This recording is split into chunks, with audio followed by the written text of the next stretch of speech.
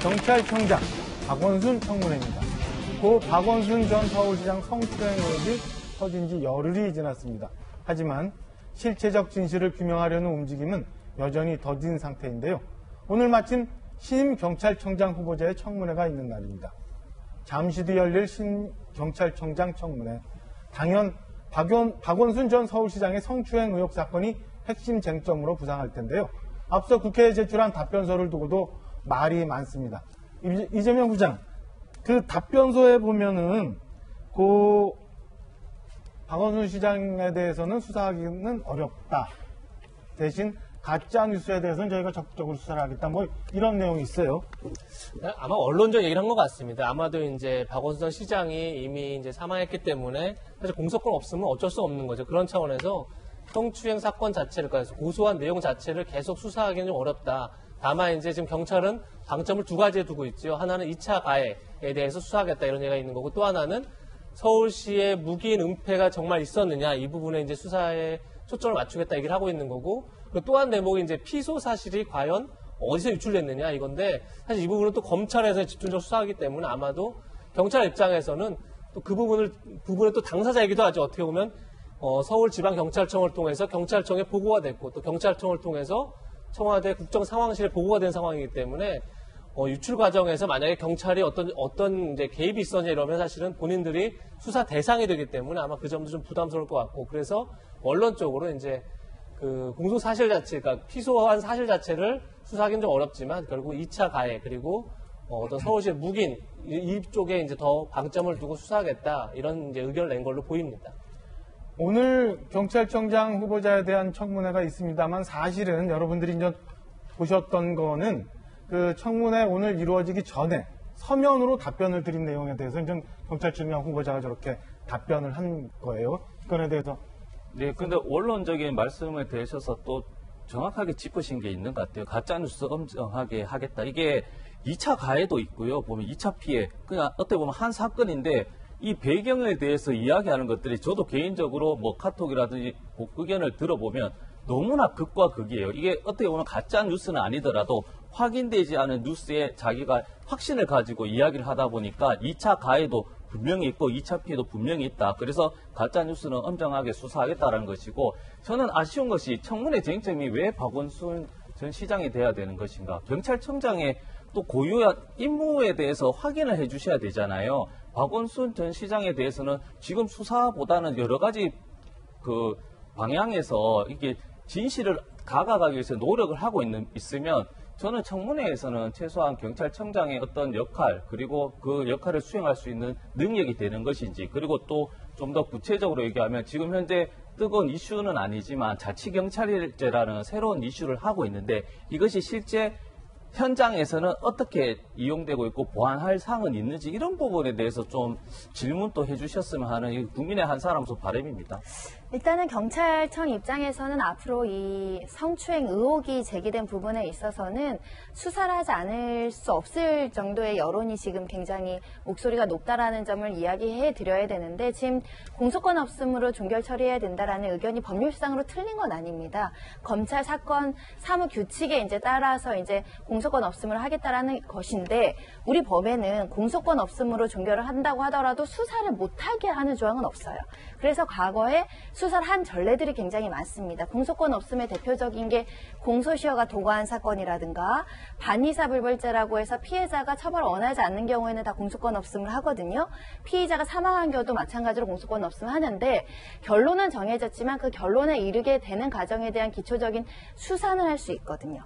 그래서 과거에 공소권 없음으로 종결될 수밖에 없는, 애초부터 공소권 없음으로 해야 되는 이춘재 사건 같은 경우도 처벌할 수 없었습니다. 공소권 없음임에도 불구하고 경찰이 적극적으로 과거의 진실을 규명하기 위해서 수사를 장시간 했었던 전례도 있었고, 김학의 전 차관 사건 같은 경우도 일부 사건들은 공소권 없음이 자명함에도 불구하고 수사를 개시해서 관련된 사실관계를 정리해놨거든요. 그 정도의 진실규명에 대한 어떤 강력한 의지는 좀 필요한 상황이 아닐까 생각이 들고, 현재 한국여성변호사에서도 강제 수사하라 이렇게 지금 성명을 낸다라는 것은 법조인 단체에서도 수사가 불가능하지 않은데 처음부터 공소권 없음으로 단순 종결하는 것이 경찰 본연의 어떤 수사의 의지를 조금 보이지 않는 부분에 대해서 비판을 하고 있는 것이거든요. 그래서 아마 청문회에서는 답변 내용과 다르게 실제 답변은 그래도 할 수 있는 데까지는 조사를 하겠다. 예를 들면 영장이 안 나올 수는 있어요. 법원에서. 영장이 기각이 돼도 관련 참고인들 수사는 할 수 있거든요. 그래서 실제로 있는지 없는지, 그리고 만약에 강제 수사의 한계 때문에 이건 진실규명이 어렵다. 피해자의 진술만으로는 사실관계가 파악하기 어렵다. 그런 부분은 그런 대로 남겨두면 되거든요. 근데 아예 수사 개시를 안 하겠다라고 한다면 불필요한 비판을 많이 받을 수 있다라고 생각이 듭니다. 그러니까요. 이 경찰청장 후보자 청문회에서 박원순 전 시장 관련 사안이 핵심이 될 수밖에 없대요. 왜냐하면은 이거 지금 이제 검경 수사권 조정, 검경 개혁으로 해가지고 이제 말하자면 지금보다 경찰에 힘을 더 주자.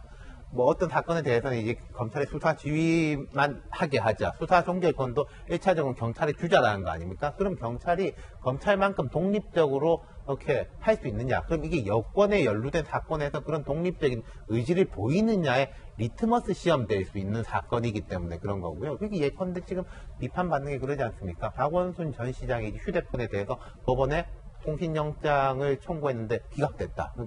경찰이 우리가 이렇게 열심히 하는데 법원에서 기각됐어요. 인 줄 알았는데 알고 보니까 이것은 뭐 성추행 문제라든지 아니면 이게 피소 사실이 어떻게 청와대나 경찰로부터 흘러왔는지 이게 아니라 변사 사건에 대해 가지고 조사해 보겠다라고 하니까 그 법원에서는 기각을 한 거죠. 그러니까 이거 기각 유도 영장 청구 아니냐, 이런 거는 경찰청장 인사청문회에서 핵심적인으로 논의될 수밖에 없습니다.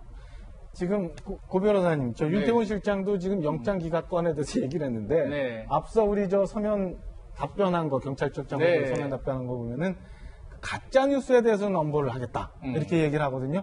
왜 판사로도 판결해 보셨잖아요. 그러니까 네. 성추행 사건에 대해서 적극적으로 수사 의지는 잘 안 보이는데, 아니면 뭐 안 하겠다고 할 수 없다고 얘기하고 있는데, 그럼 그의 결과물인 가짜 뉴스를 도대체 어떻게 엄벌하겠다고 하는지 저는 잘 납득이 안 가요. 경찰이 불가피하게 그 실체적 사실관계로 들어갈 수밖에 없을 것 같습니다. 왜냐하면 가짜 뉴스는 그럼 어떻게 판단하겠습니까?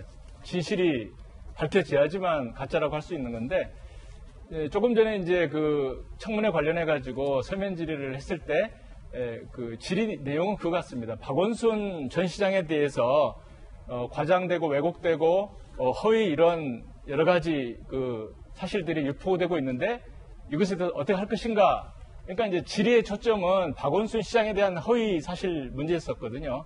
근데 그 부분은 사실 돌아가신 분이기 때문에 사자 명예훼손으로서 유족들의 그 고소, 친고가 없으면 그 조사할 수가 없는 겁니다. 그런데도 이제 경찰에서는 이번에 TF를 꾸리면서 자, 그것도 수사하겠다고 했고, 또 피해자에 대한 그 2차 가해, 이것도 이제 가짜뉴스 차원에서 하겠다. 그렇기 때문에 경찰이 가짜뉴스라고 한 말을 저는 두 가지로 보는 거죠. 박원순 시장에 대한 가짜뉴스, 그 다음에 그 이 피해자에 대한 그 가짜뉴스. 그래서 이제 결국은 그걸 수사하다 보게 되면 박원순 시장이 돌아가시긴 했지만 역시 범죄 사실 내지는 이 사건의 실체에 대해서 경찰은 수사를 안 할 수 없을 거다, 저는 그렇게 보고 있습니다.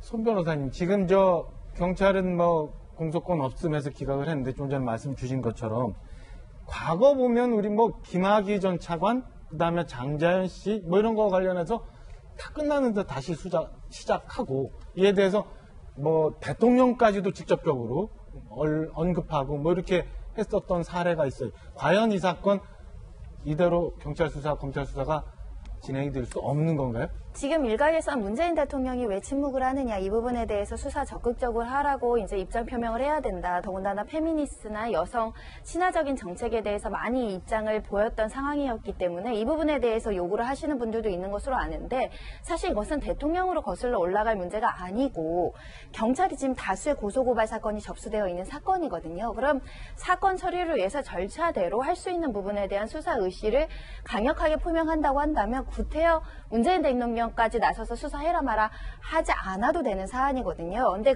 그렇지 않고 신임 경찰청장 역시 이제 질의에서 소극적인 태도를 보이다 보니까 문 대통령이라도 나서서 지시를 해달라 이런 목소리고요.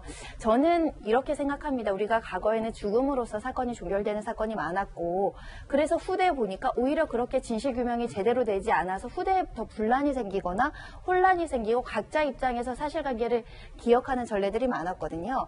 이런 중요한 어떤 사회적 지위에 있는 분이 연루된 사건일수록 진실규명을 정확히 해야 피해자, 가해자가 명확해지고 또는 그 가해자라고 지목된 사람이 불필요하게 명예를 훼손하는 일도 없기 때문에 이번에는 조금 할 수 있는 한 경찰에서 의지를 보이고 경찰이 의지를 보이지 않으면 검찰에서 수사를 할 수도 있거든요. 그래서 이것이 강제 수사냐, 뭐 진상 조사냐, 뭐 개념의 차이는 있을 수 있을지언정 일부분의 사실관계는 확인했으면 좋겠고 부족하다고 한다면 최고 어떻게 보면 정책 책임자인 문재인 대통령이 젠더 감수성, 성적 성인지 감수성에 대해서 이야기하실 필요도 있다 이런 생각이 듭니다.